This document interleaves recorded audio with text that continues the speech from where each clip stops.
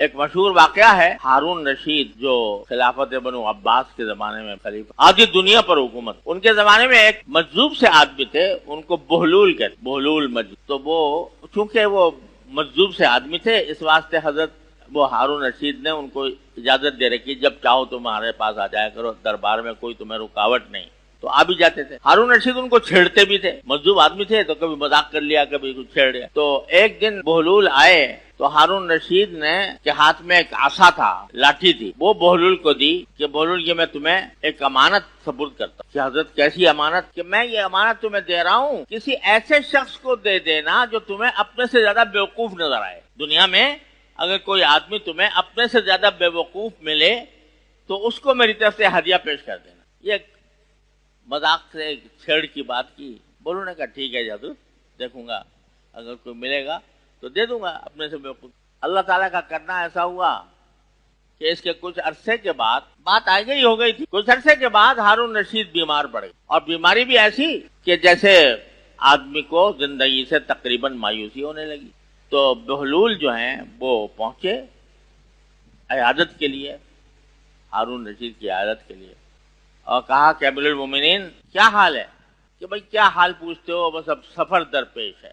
بولنے کا کہے کا سفر؟ کہاں کا سفر؟ کہ آخرت کا سفر. کہ اچھا آپ آخرت کے سفر پر جا رہے ہیں, تو کتنے آپ نے اپنے گارڈ اور محافظین آگے بھیجے ہوئے ہیں, اور کتنی چھولداریاں اور خیمے آپ کے آگے گئے ہیں, کتنے لشکر آگے بھیجے ہیں, کتنے گھوڑے کتنے لشکر پہلے سے آپ کے سفر کا انتظام کرنے کے لیے گئے ہیں. تو ہارون رشید نے کہا تم بھی ایسی بیوقوفی کی باتیں کرتے ہو. اللہ کے بندے, سفر جب آخرت کا ہوتا ہے تو نہ اس میں کوئی ساتھ جاتا ہے, نہ اس میں کوئی چھولداری جاتی ہے, نہ اس میں کوئی محافظین کا دستہ جاتا ہے, نہ کوئی اس میں پائلٹ جاتا ہے. ماں تو اکیلے ہی جانا پڑتا ہے. کہنے اچھا واپس کب آئیں گے؟ ارے بندے خدا, سفر آخرت کا جب ہوتا ہے تو وہاں سے کوئی واپسی نہیں ہوتی.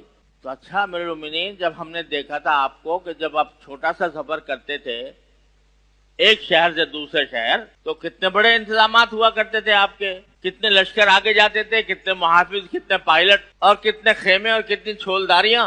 چھوٹے سے سفر کے لیے آپ یہ کرتے تھے. اب اتنے بڑے سفر پہ جا رہے ہیں جہاں سے واپسی بھی نہیں, تو اس کے لیے کچھ نہیں کیا آپ نے, یہ سارا انتظام. لہٰذا آپ نے مجھے ایک امانت دی تھی اور یہ کہا تھا کہ اپنے سے زیادہ بیوقوف اگر کوئی ملے تو اس کو یہ دینا. تو یہ چھڑی آپ کی امانت ہے. مجھے آپ سے زیادہ بیوقوف اس دنیا میں کوئی اور نہیں ملا, مجھ سے زیادہ بیوقوف کوئی اور نہیں ملا سوائے آپ کہ چھوٹے سے سفر کے لیے تو اتنے انتظامات کیا کرتے تھے, اور اتنا بڑا سفر درپیش ہے اس کے لیے کوئی انتظام نہیں. تو ہارون رشید رو پڑے اور کہا کہ ہم تمہیں دیوانہ سمجھا کیے, لیکن معلوم ہوا کہ تم صحیح معنی میں عقل مند تم ہو. اور اسی کو فرمایا تھا رسول کریم صلی اللہ علیہ وسلم, الکیس من دان نفسہ وعمل لما بعد الموت.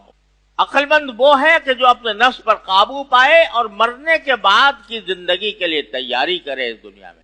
وہ تیاری کیا ہے؟ وہ تیاری بھی کوئی ایسی مشکل نہیں ہے کہ انسان کی طاقت سے باہر ہو. اللہ تعالیٰ نے وہ تیاری آسان کر رکھی ہے, اور اس تیاری کا نمونہ حضور نبی کریم سرور دو عالم صلی اللہ علیہ وسلم کی حیات طیبہ اور سیرت طیبہ کی روشنی میں ہمیں عطا فرما دیا. دیکھو یہ ہے نمونہ تیاری کا, کہ یہ دنیا کے سارے کام بھی ہو رہے ہیں, دنیا کو کوئی کام نہیں رک رہا, تمہیں بھوکوں نہیں مارا جا رہا, تمہارے کھانے پر کوئی پابندی نہیں ہے, تمہارے سونے پر پابندی نہیں ہے, تمہارے اپنی جائز خواہشات کو پورا کرنے پر پابندی نہیں ہے.